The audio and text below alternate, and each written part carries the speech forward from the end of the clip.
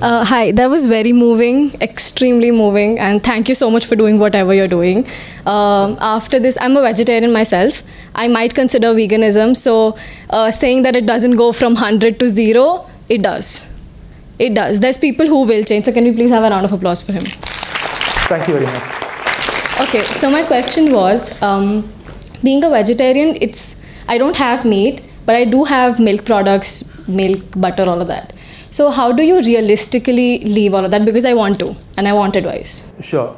The first thing and the most important thing to understand right now if you want to be a vegan is that our tradition, convenience and taste buds cannot be placed above the life and freedom of another being. So say for example, you love coffee. Do you like coffee, by the way? I do. You do coffee, okay, fine.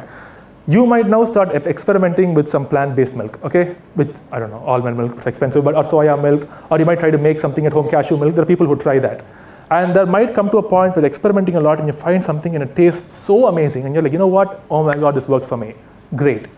There's also a very high chance you will try and you'll be like, oh my God, nothing tastes like that animal milk coffee. And you know what? That will be the reality for you.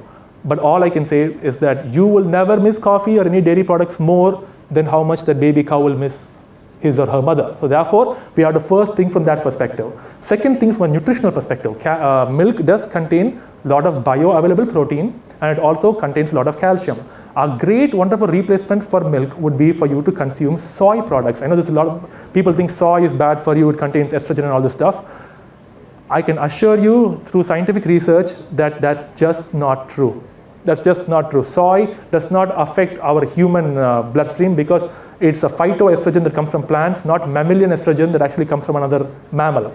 Now, soy is very high in protein, bioavailable, good quality protein, and also high in calcium. So instead of paneer, you can start including stuff like tofu. You can start including just regular soybeans in your diet. I would say, like I said, instead of consuming white rice once a day, just consume ragi millet for that one meal.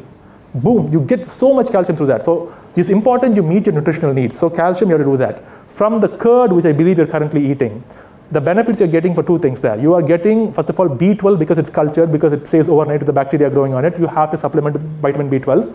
Second thing is, in order for your gut to be healthy and for you to still have a flourishing gut bacteria, because just because I'm a vegan, I won't speak, I won't talk smack about all. There are some products that are beneficial for us. I get that part. You have to now slowly introduce prebiotic food. Probiotic is when the food is already matured and is fermented and then it has the bacteria in it. Prebiotic means that it's not fermented, but as it goes into your gut and your bacteria inside begin digesting it and fermenting it themselves. The best way for vegans is for consuming different kinds of dals. Understand, initially when you consume a lot of dal, it will be quite taxing on your system. So do it slowly. I have now come to a point, 10-year vegan, my gut bacteria is so strong, you give me half a kg of cooked chana, I'll down it with no problem. I won't face any gastric issues at all. That's just my bacteria after 10 years of being vegan. So slowly start adding these things. I understand change is hard to make, especially new habits are hard to learn, old habits are hard to leave. You will face trials and you will face tribulations. It is going to be a task for you.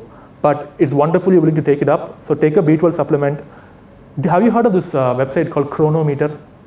No? So anybody know here, Chronometer, heard of it? MyFitnessPal, something like that. So it's basically a website where you can go online and put in your height, your weight, your age, your gender, and your physical activity.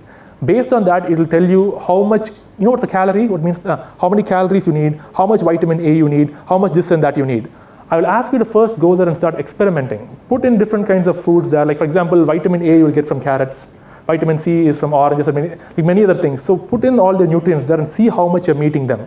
And you can mix and match and see how much nutrients you need from which foods you get, which are comfortable for you. Take your time. It's going to take time for you to change, but you definitely can. So that's my advice. Do you have any other specific questions apart from that? No, just that. Okay, thank you so much. Thank you.